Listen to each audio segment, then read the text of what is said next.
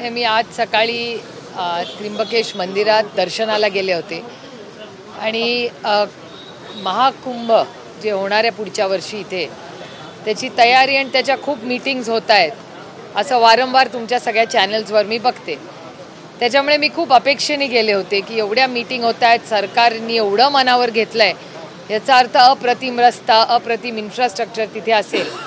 पण आज जातानाच लक्षात आलं की प्रचंड खड्डे आणि रस्त्याची प्रचंड जी दुर्दशा मी पाहिली माझ्यासाठी धक्कादायक होती.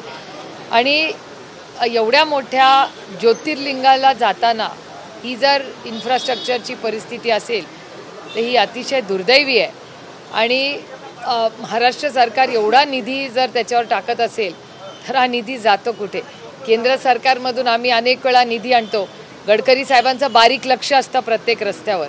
आणि जर आम्ही एखादा रस्ता चांगल्या दर्जाचा नाही झाला केंद्र सरकारचा आणि गडकरी साहेबांकडे आम्ही गेलो तर त्या कॉन्ट्रॅक्टरला ब्लॅकलिस्ट केलं जातं. अशी अनेक उदाहरणंही मी तुम्हाला देऊ शकते.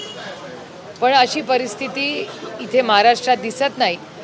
अर्थातच ह्या रस्त्यांना एवढे खड्डे होते आता की 30 किलोमीटर आहे, पण मला जायला 1 तास आणि यायला 1 तास लागला. आणि परिस्थिती रस्त्याची स्थानिक लोक या सगळ्या प्रेसवाल्यांना माझ्यापेक्षा जास्ती माहिती आहे. त्यामुळे एवढा मोठा निधी जर विकासाला पडतो मग त्याचा दर्जा जर नसेल तर अर्थातच त्याची इन्क्वायरी झाली पाहिजे. आज आक्रोश मोर्चा आपण काढत आहात. काल जिल्ह्यातल्या सगळ्याच दैनिकांना देवा तूच सांगणार अशा स्वरूपाच्या जाहिराती होत्या.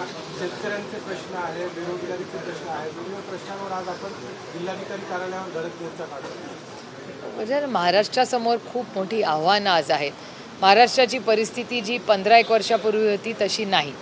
महाराष्ट्राची तुम्ही सगळा डेटा आणि केंद्र सरकार आणि महाराष्ट्र सरकार हे एकाच विचाराचं आहे.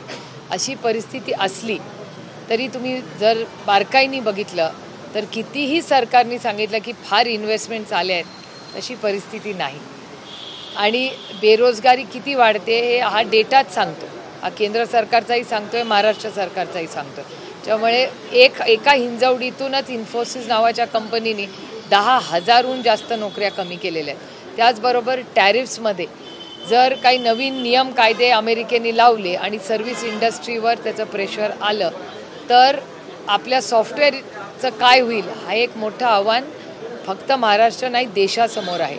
त्याच्यामुळे एकीकडे टॅरिफ्स, एकीकडे जिओपॉलिटिकल सिच्युएशन जगामधली, दुसरीकडे आपल्या आजूबाजूला मग नेपाळ असेल, बांगलादेश असेल, श्रीलंका असेल, पाकिस्तान असेल, इथली परिस्थिती आणि त्याचबरोबर आपली ही जी सगळी अर्थव्यवस्था आहे ती ज्या वेगाने त्याचा विकास व्हायला पाहिजे होता, ज्याला मेजर रिफॉर्म्स म्हणतात इंग्रजीमध्ये, ते काही फारसे न केल्यामुळे आपली ही इकॉनॉमी स्लो डाऊन झाली आहे. कन्झम्पशन वाढवण्यासाठी GSTचे काही नवीन नियम कायदे त्यांनी त्याचे आणले, त्याचं स्वागत करतो आम्ही. उशिरा का होईना ही गोष्ट GST आणल्यापासून हे बदल करा हे वारंवार चिदंबरम साहेब म्हणत आलेत, पण हे या सरकारने केलेलं नाही. उशिरा का होईना हे केलं आहे, त्याच्याबद्दल आम्ही त्यांचे आभारी आहोत. पण काळच ठरवेल की त्याच्यामुळे खरंच किती बदल होत आहेत इकॉनॉमीमध्ये, अर्थव्यवस्थेत, हे कळेल. ही एक बाजू. आणि दुसरीकडे महाराष्ट्राची आर्थिक परिस्थिती. आता जितेंद्र आव्हाड आणि शशिकांतजी हे दोघंही महाराष्ट्राच्या असेंब्लीमध्ये आहेत, विधान भवनात जातात. त्यांना माझ्यापेक्षा जास्त नंबर्स माहिती आहेत की किती अडचणीत महाराष्ट्र आहे, आर्थिक परिस्थिती किती अडचणीत आलेली आहे. स्कॉलरशिपचे पैसे शिक्षणाचे मुलांना मिळत नाही आहेत आता. त्याचबरोबर लाडक्या बहीण योजनेच्या 25 लाख महिलांची नावं कमी केली आहेत. मला खूप विनम्रपणे महाराष्ट्र सरकारला विचारायचं आहे की 25 लाख नावं कमी झालीच कशी? आणि झाली तर त्यांचं उत्तर आहे निकषात बसत नाहीत. मग पहिल्यांदा कशी निकषात बसली? मग तेव्हा इलेक्शनच्या आधी कशी काही बसली? म्हणजे ऑक्टोबरमध्ये असं कुठला निकष? मग त्यांनी जर निकष बदलला असेल तर तो महाराष्ट्राला त्यांनी सांगितला पाहिजे. त्यामुळे स्कॉलरशिपचे पैसे वेळेवर येत नाहीत, कॉन्ट्रॅक्टर्स तर म्हणा, पण जलजीवन मिशनची कामाची काय परिस्थिती आहे हे संपूर्ण राज्य बघतं आहे. त्याच्यात आत्महत्या झाल्या आहेत. शेतकऱ्यांना सरसकट कर्जमाफी करू हे तुमच्या चॅनल्सनी वारंवार दाखवलं आहे. दोन्ही उपमुख्यमंत्री आणि माननीय मुख्यमंत्र्यांचं स्टेटमेंट आहे. आणि देवाभाऊ आता असं म्हणतात की जेव्हा योग्य वेळ येईल किती आता संपूर्ण महाराष्ट्रात ओला दुष्काळ आहे. माझी विनम्र विनंती, ही टॅगलाईन यांच्याच सरकारचं आहे, यही समय है सही समय है. त्यामुळे हीच ती वेळ आहे आणि योग्यच वेळ आहे. सरसकट कर्जमाफी महाराष्ट्रात झालीच पाहिजे. आणि ज्या नाशिक जिल्ह्यात आपण आज आहोत, याच नाशिक जिल्ह्यातल्या प्रत्येक वर्तमानपत्रात आज सकाळी बातमी मी वाचलेली आहे की असे शेतकरी आहेत ज्यांनी प्रचंड अडचणीत आहेत आणि त्यांनी त्यांच्या शेतीमध्ये काळे झेंडे लावलेले आहेत.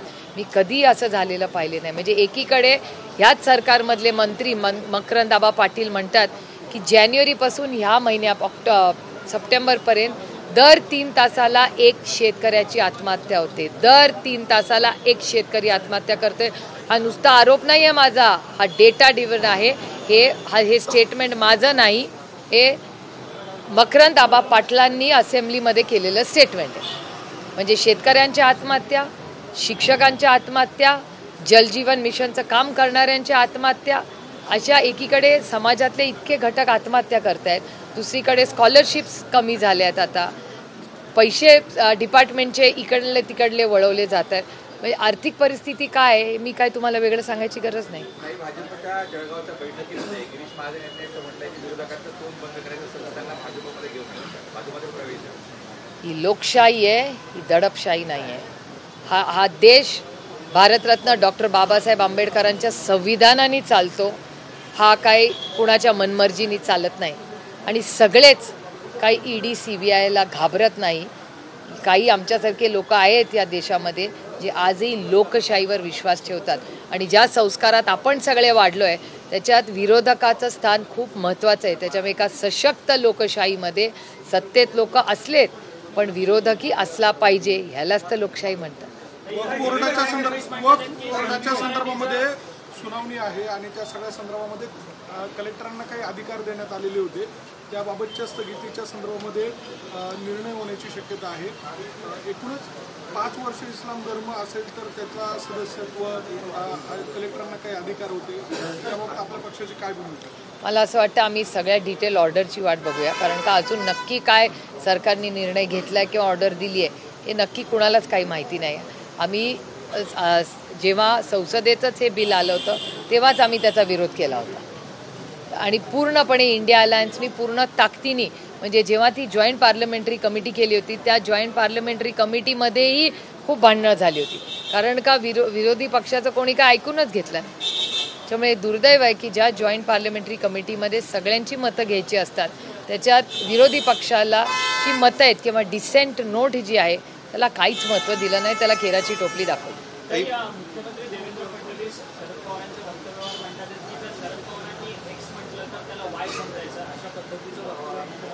हे बघा, एका सशक्त लोकशाहीमध्ये प्रत्येकाला बोलायचा अधिकार आहे.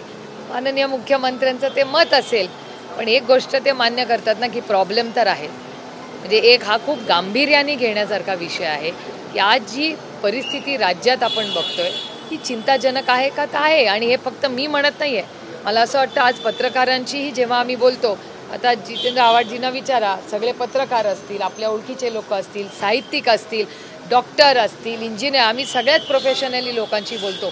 जो असेल ज्याला ह्या राज्याची, या काळ्या मातीशी, या महाराष्ट्राच्या भारतावर प्रेम आहे तो प्रत्येकजण अस्वस्थ आहे. मग ती कालची मॅच असेल, आतंकवादी पेहलगामचा हल्ला असेल किंवा ही जी आज राजकीय परिस्थिती या भारतीय जनता पक्षाने त्यांच्या मित्रपक्षांनी करून ठेवली ती असेल. कालच्या सामन्यामध्ये पाकिस्तानला 1000 कोटी रुपयांचा फायदा झाला आहे.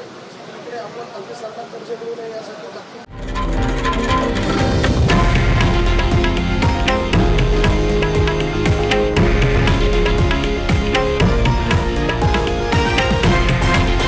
हे आहे देशातील नंबर 1 न्यूज नेटवर्क आणि आपण पाहत आहात TV9 मराठी, एकमेव.